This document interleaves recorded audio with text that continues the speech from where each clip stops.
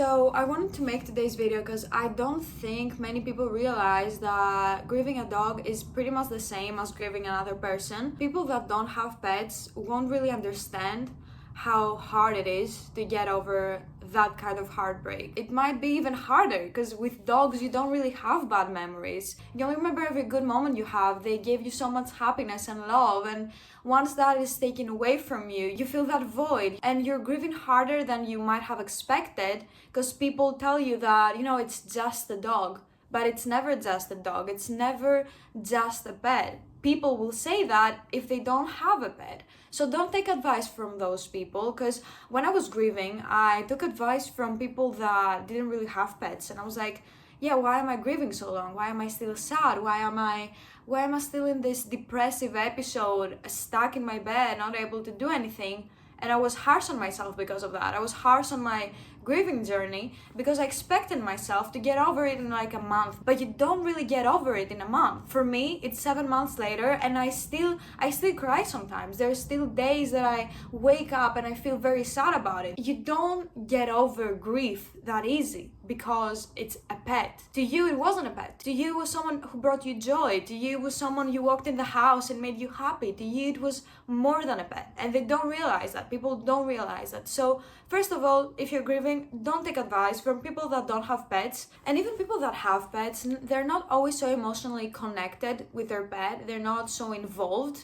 So, don't take advice from just anyone and take your time grieving. Because if you're mourning and you're blaming yourself at the same time for not getting over it so fast, then you're making things worse. You need to take your time and cry it out. And you know what I did? I took a break from everything because that's what I needed. That's what I needed to get better. And I was really devastated when my dog passed away. And I remember I had in 3 days my university exams coming up. I did not show up. I did not go. And your mental health should come first too. And I'm not saying give up on everything. That's not what I'm saying. But if you're not in the right place and if you think that doing something it's gonna bring you harm, then don't do it.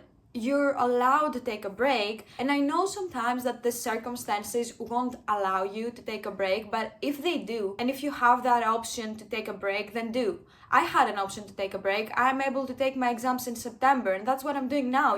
I'm not happy about it. I'm not happy I'm studying in September and I had to cut my summer short to study, but at least I know that when I needed time off, I took time off. And many people, when I told them this, they were against that option. They were like, you cannot really give up on everything, but I wasn't giving up on anything. I did not give up on my exams. I knew I would take them later. I just knew that I wasn't in the right headspace to take my exams now, and I need to focus on myself. You know what's best for you, so do that. Don't listen to anyone around you. I saw this quote that said, if you want to make the wrong decision, then ask everyone. And that's exactly it. Stop asking everyone. You know what's good for you. You want a break? Take a break. So, second point I'm gonna touch on today's video is don't get into self-destructive mode. So I had those issues. I used to be self-destructive. Whenever it came with heartbreak, I immediately switched on self-destructive mode. I don't know why. I think it had to do with self-love. I think I was really neglecting myself in many ways when I was going through heartbreaks without realizing it. And I would go on this self-destructive mode where I would develop toxic habits that decline my mental health. And at the same time, it wasn't really helping with the situation. By being self-destructive, you're really not doing anything. You're actually taking steps towards your distraction and not your healing, and that's not what we want to do. When you're grieving, it's okay to cry, it's okay to mourn, it's okay to feel sad about it, but don't allow yourself to sleep. Don't allow yourself to start developing those bad habits because you're sad. Don't do any of that, okay? It's not gonna help. It's gonna make it worse. It's gonna drag you further down. That's what it did with me. I started having all these bad habits, and it made me even more sad, and it made me hate myself. It made me lose myself completely. Before losing my dog, I was in a good place. I'd started loving myself. And when I started doing all those bad things to myself and those bad habits like smoking, like other things I'm not gonna mention now, but I was doing things that really were harming me and were showing to myself that I'm not loving myself. And by doing those things, you're showing to yourself that you're neglecting yourself in hard times, which leads to your subconscious mind thinking that you're not worthy and that you're not allowed to heal because you're keeping yourself stuck. At this moment, it's not grief, you're keeping yourself stuck by having those bad habits. And not only that, but you don't make space for anything good to enter in your life.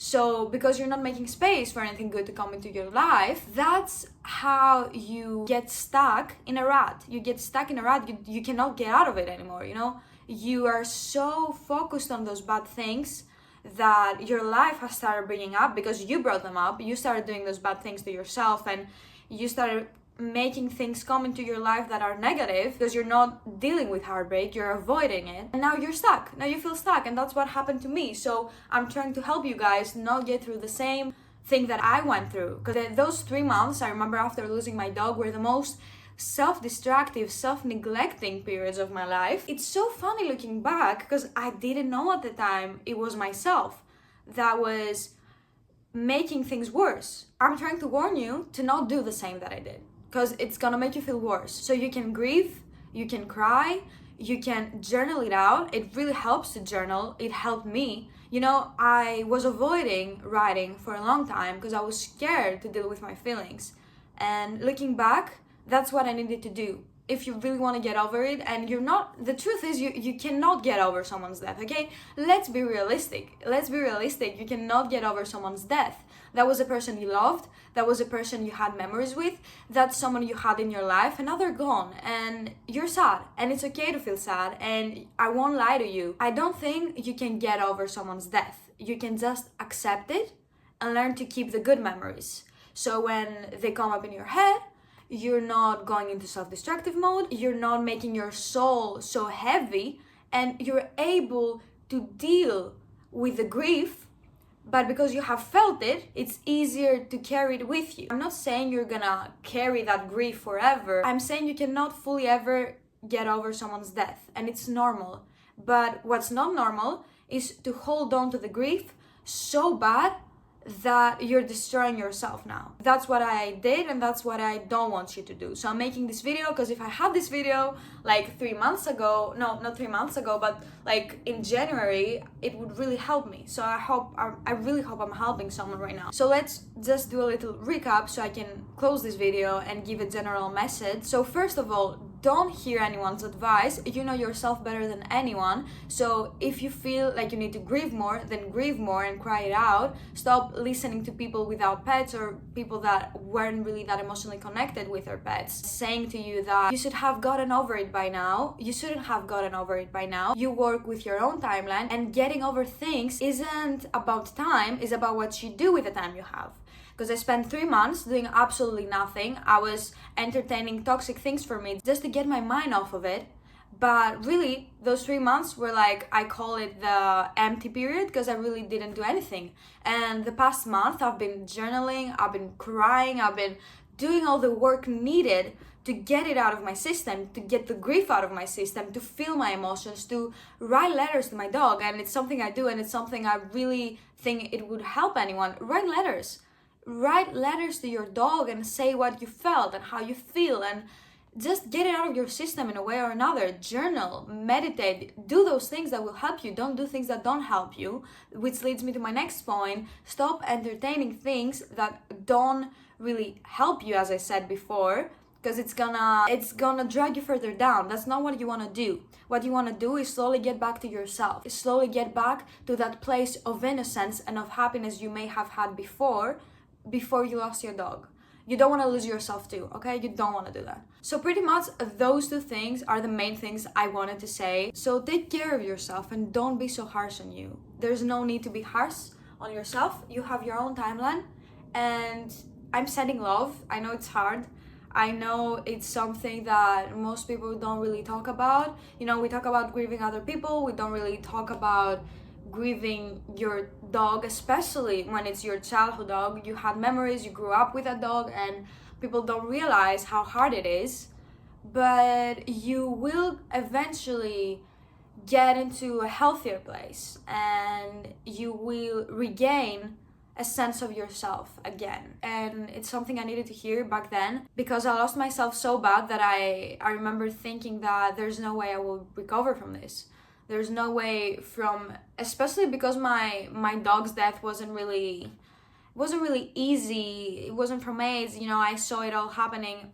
And I remember thinking that there's no way I will ever recover from this. I really lost myself and there's no way I'm going back. And I had those really negative thoughts that I believed at the time they were true. I believed at the time that I wouldn't really be able to get over it. I cannot confidently say that I'm starting to heal and I'm starting to be myself again, and I'm starting to become who I was before and gaining my happiness little by little and day by day. You learn how to get yourself back step by step, and just trust that you will. But you have to do the work. You have to journal, you have to write about it, you have to let it all out. This time of your life is not about letting things in, it's about letting things out. Stop keeping things to yourself. Talk with your friends, talk with the people you love, show your sadness, get it out. That's what you need to do. Get it out. Stop trying to get it off your mind by ignoring all the signs yourself is giving you, that it's grieving and that it's sad. Stop doing that, okay?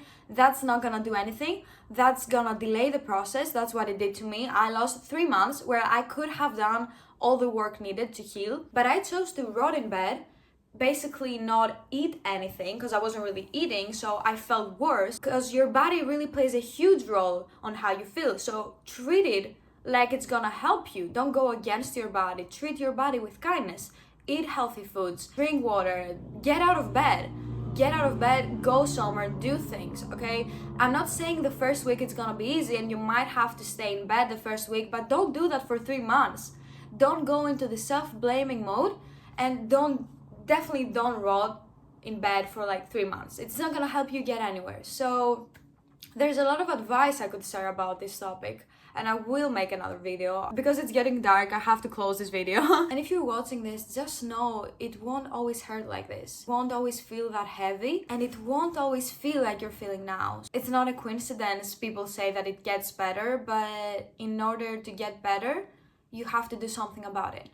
So don't neglect yourself, especially at this time of grieving. You need to hold your hand and walk you through this. This is not a time of running away from yourself. Okay guys, I think this is a sign to stop talking, because my phone just showed me the notification that I have no storage left. I need to do something about it if I want to make more videos. So I'm gonna cut this video short, but I will make another video because I have more advice to give. So if you're going through this right now, I hope this video helped you, and write down in the comments if you want me to expand on a certain aspect of that topic, because I know there's a lot of things to say. And to me, it gave me comfort talking and hearing advice from people that went through the same thing as I did. So just write down in the comments and I'll make whatever videos you want me to make. So I'm sending you all of my love, and I will see you in my next video. Bye!